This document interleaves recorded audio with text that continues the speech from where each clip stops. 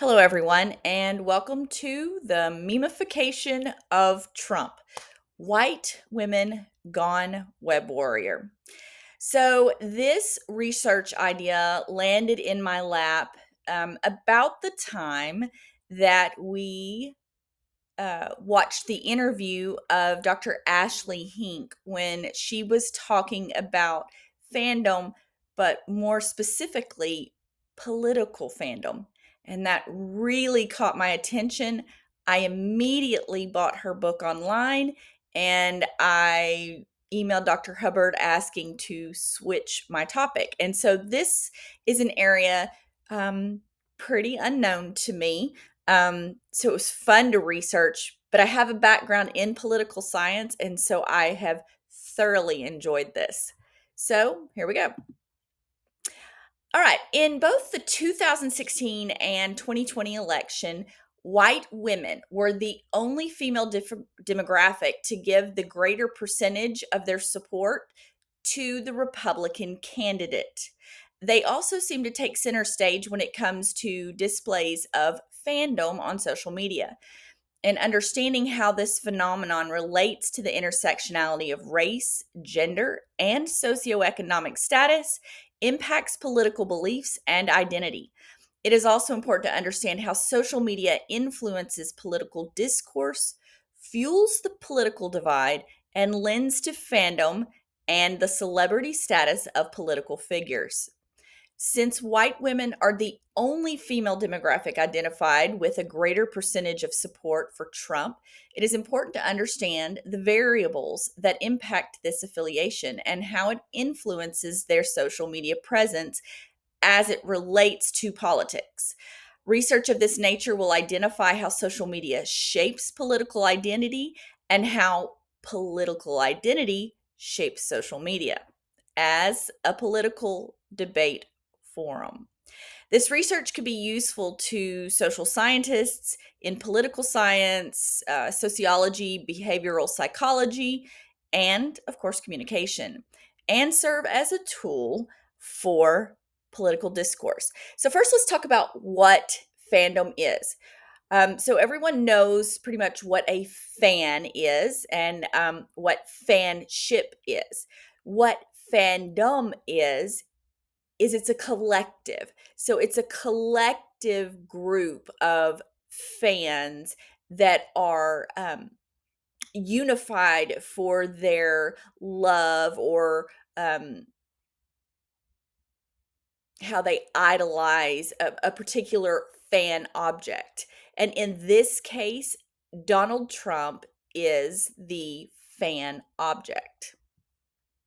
So I ended up narrowing my research questions down to 3 research questions, but in refining my paper, I decided to do 2. I incorporated initially my research question 1 had to do with themes that white women expressed in their discourse concerning Trump, but that seemed to kind of I guess, be a gimme of sorts. And so, that I was going to look at that anyway. And so I incorporated that into research question 1, turning research question 1 into how do white women use memes on Facebook to highlight pro Trump themes, illustrating their fandom of Donald Trump?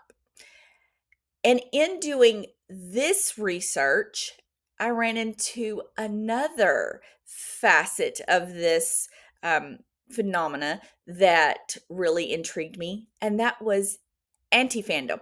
Now, there is not a lot of research out there on anti fandom, which I think just inspired me more. And what I found is there is a very strong relationship between fandom and anti fandom, which is what I kind of seek to um, explore in this research.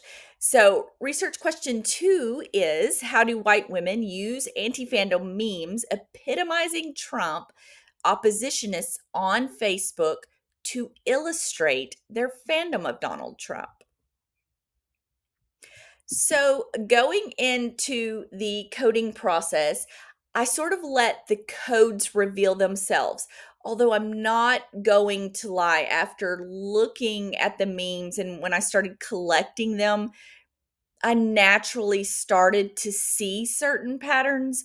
The first one primarily being that of religion and patriotism. So, when we first went through the coding process, I came up with 15 recurring themes. Um, and those were patriotism, religious identity, nationalism, traditional gender roles, economic prosperity, government reform, support for law and order, heroism, humor, and shared identity, icon identification, mocking the opposition, comparing and contrasting, and liberal tropes. And then from there, I condensed those themes down, or I omitted some of the themes, such as humor. I just didn't feel like felt like it could tie in into other things and wasn't in itself its own category.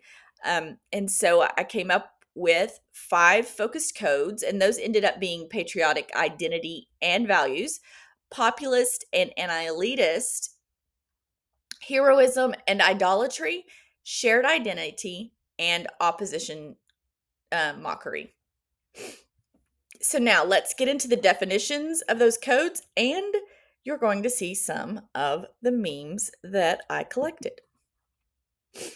All right, patriotic identity and values. So that is the expression of pride in American traditions, often tied to religion, military support, and family roles. And in this meme that you see here, it's a meme of Donald Trump, and it says things you don't mess with: my faith, my family, my president, my flag, my guns, my country, and my liberty.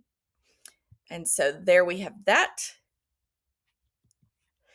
Next, we have populist and anti-elitist. One very common thing that I see within these groups that I entered were things on The View. There's lots of memes on The View where they've done things to these women's appearance. So this is one of those. So populist and anti-elitist memes. Those are memes that consist of messages or images designed to criticize the political elites, mainstream media, or globalist agendas while celebrating Trump's representation of working class Americans. The average man, the average American, those sort of things. Um, this was a very important category to me because even though past political candidates have certainly addressed like media being um, right or left or so forth and so on. Trump was the first one to somewhat wage a war on media and on stars that came out and spoke out against him.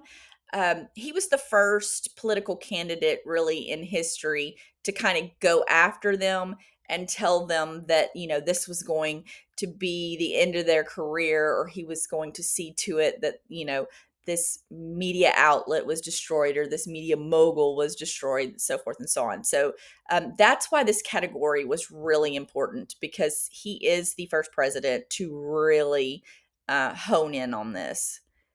All right. Next, we have heroism and idolatry. And yes, I said idolatry. I'll show you some of the memes in just a minute that definitely reflect idolatry. So these are images that depict Trump as a heroic, larger than life, often through memes, posts that highlights his strength, charisma, or savior-like qualities. And then here we have Trump portrayed as like some man of the Wild West, and it really honestly gets better than that. And then next we have shared identity. Now, this was the category that I kind of struggled with letting go. And the reason why is the shared identity kind of already exists in the groups. So let me talk.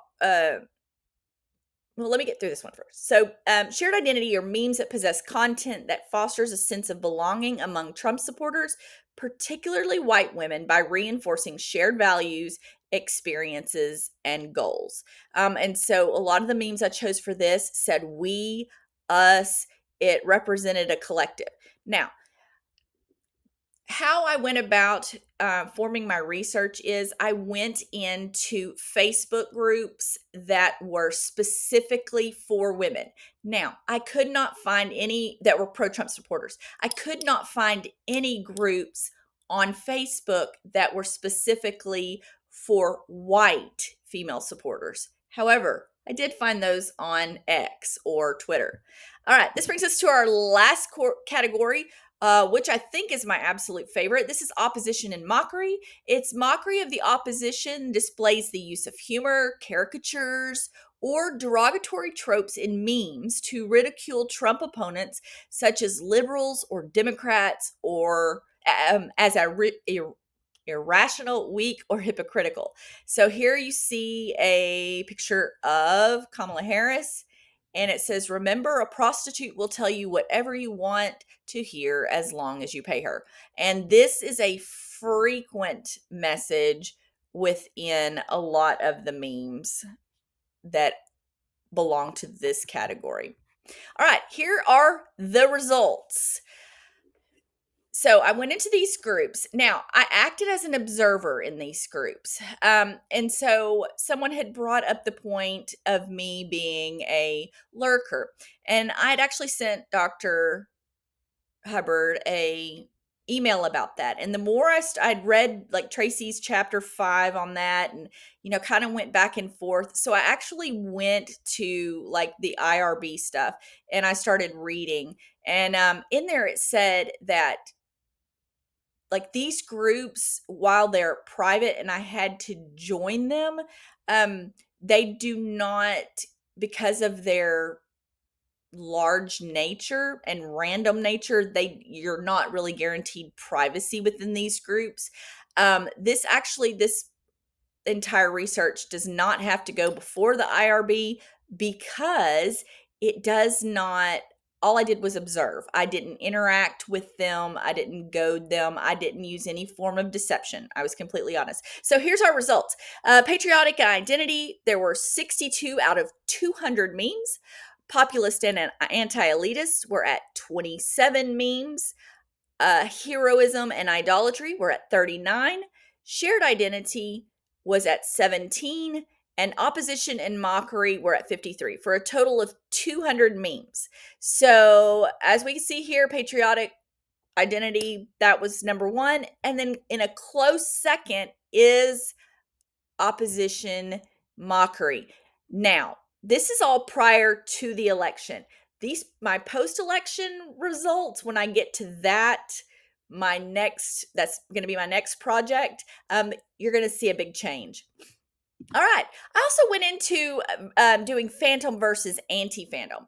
And so these are just for you guys to look at. I broke down some of the fandom memes versus the anti-fandom memes. Reminder, these were all collected prior to November 5th.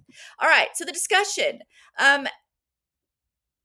The analysis of the memes within the female pro-Trump groups posted by white women reveals the dynamics of engaging in Trump fandom. The findings related to RQ1 revealed themes related to patriotic identity and values, populist and anti-elitist, heroism and idolatry, shared identity, and opposition and mockery. Revealing the complexities of online political discourse and the role white women play in shaping that discourse. By its very definition, fandom is a subculture of fans united in solidarity by their passion for a common interest. The formation of pro-Trump Facebook groups for women with group descriptions highlighting united solidarity in support of Donald J. Trump positions them as a subculture befitting of political fandom. What were my limitations? So while analyzing the political memes for textual and image content with a demographic reveals valuable insight into the themes that motivate political participation, the nature of the data collected and the researcher's interpretation to visual observations. The complex and controversial nature of the research impedes the collection of thick, rich data that comes from interviews or observations of interactions between individuals. Another limitation is that researchers often deem the lurker as this being the lurker method, and sometimes believe it's unethical, which I have addressed within my research. All right, the future direction. So, in the future direction, Trump fandom highlights how the values and norms that shape identity shape political affiliation and vice versa. Future research should delve into how political figures evolve into cultural icons and how the idolization of political figures impacts political structures. Lastly, the findings of this study have been isolated to reflect the 2024 presidential election prior to the results. Future research will analyze and compare pre election and post election Trump fandom and anti fandom. It is hypothesized that the findings will be dramatic. So I look forward to continuing this research, and this has been an exciting time for me, and I look forward to trying to get this published. Thank you.